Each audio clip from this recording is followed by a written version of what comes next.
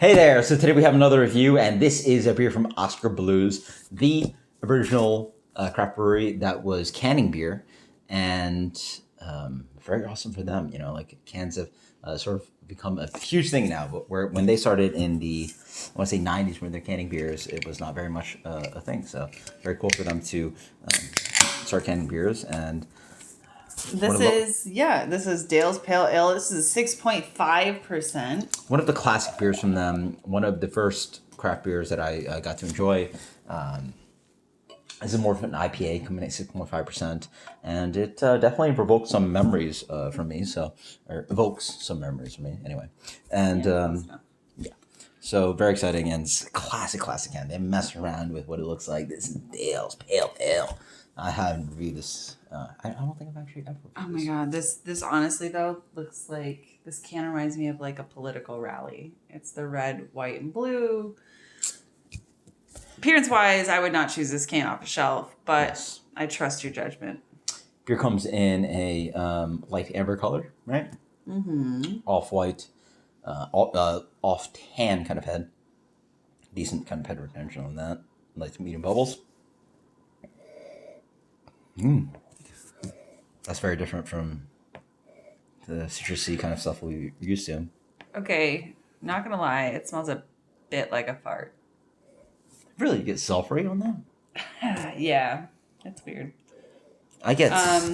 Yeah. I mean, I also get some like fruitiness. You know, there's definitely some pineapple and some citrus thing going on here.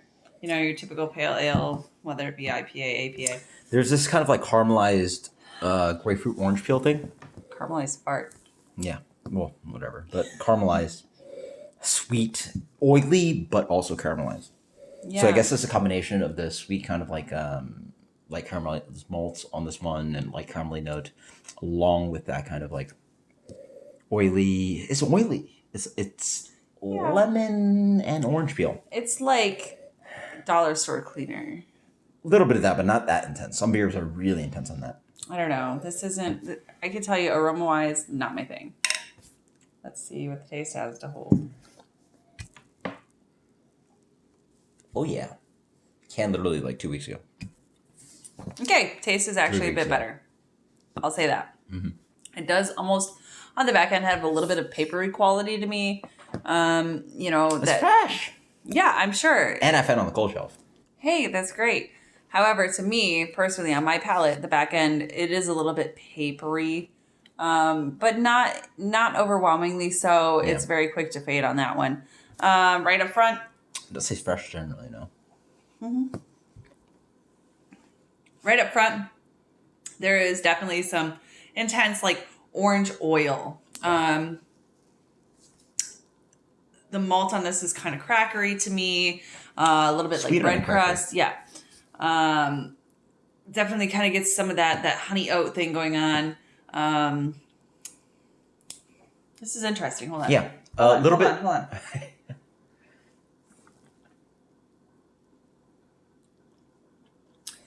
So not as much, I don't think there's as much citrus on the palate to me as there is on the aroma. Yeah. However, I still do get some of that like pineapple, but it's almost like an artificial pineapple type thing going on, or like overripe pineapple. Yeah, there's an overripe. What you're smelling are some sulfurs, and there's an overripe thing on the palate for me now. Ooh, banana. Yeah. So anywhere where there's an overripeness, where the sulfur notes sort of express themselves, yeah, for sure. Yeah, so maybe that's why it smelled like a fart to me. But on the palate, this is actually far better than it smells. Plug your nose if you're going to drink it, I guess. I don't know. Anything else before I move on to the overall impression and rating? You go first, and I'll give my final takes. Okay. So, final takes on this. Actually, not half bad. The can is ugly. Totally. It's Classic Dale. Oh, no. I don't know what Classic Dale's is. I have no idea what Classic Dale's is. Where I'm from, when I was in, like, my early drinking years, it was Killian's, that kind of stuff. Classic Dale's, no idea what that is. I'll take his word for it, though. Can is ugly. The aroma smells like farts, but the taste overall is actually impressive. I like that it's crushable. I like that it's 6.5%, yet does not necessarily taste like 6.5%. It's not incredibly boozy. There is, however, some touch of booze there.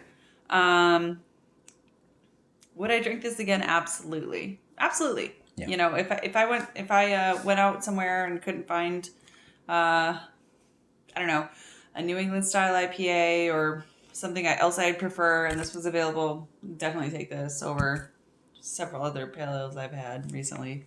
Yeah, I would drink this. I would totally drink this again. This is good. It's definitely got a lot of rich flavors going on. The more I dig into it, and the more I let it sit on my palate. I guess my rating on this. I'm gonna give it a 92.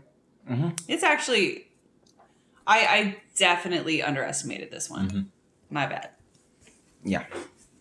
This is a delicious beer, actually. This has a fun kind of aromatic to it. It's like, Farts are fun. I get like sulfury, but pine and like oils and grapefruit. On palate, I get this really exciting kind of combination of like toasty bread crust thing. A slight malt to it. It's orangey, and not orangey. It's like Oily. Bitter. The beer is definitely bitter. Mm-hmm. And a crazy thing about this beer is that it's 6.5%, and they call it a pale ale. This really stands for me in the IPA range. I would never really tell people that this was, it's a pale ale. It's really a medium plus a full on solidly bitter beer. The bitterness definitely stands in, and my impression of this beer from when I got into beer, before like kind of like understanding bitterness, like like 4 years ago, 5 years ago, I was drinking this beer. It's like, man, it's malty and bitter, and for sure, it still stands as a malty and more bitter kind of pale ale / IPA.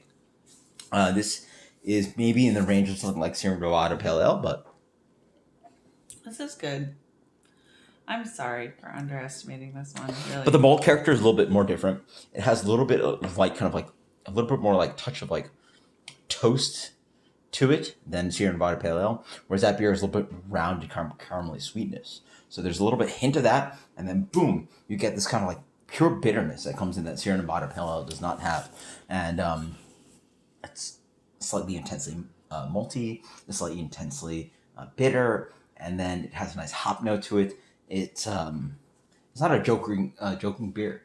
For novice drinkers, I would not recommend this at all. No. This is more for your IPA drinkers. It's just like in the glass, it really is just an IPA, and but it's stood the test of time. And for people that are a little bit more developed, revisit Dale's Pale Ale. It has its kind of classic kind of like flavors to it. It has like, as I'm sitting here, I'm waiting, and it has this like pine tree kind of like lingering kind of like foresty kind of thing to it, and it's fun.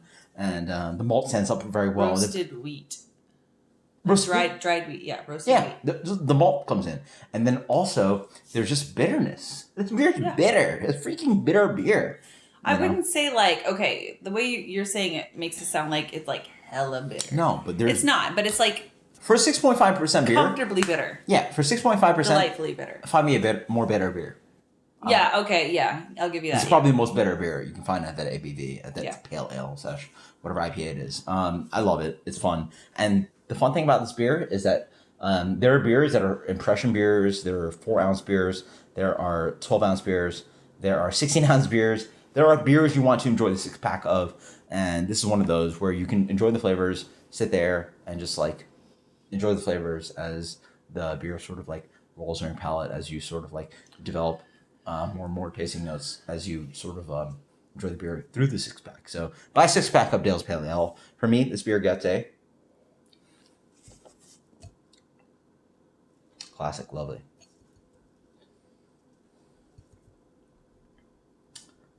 $92. Let's go with that.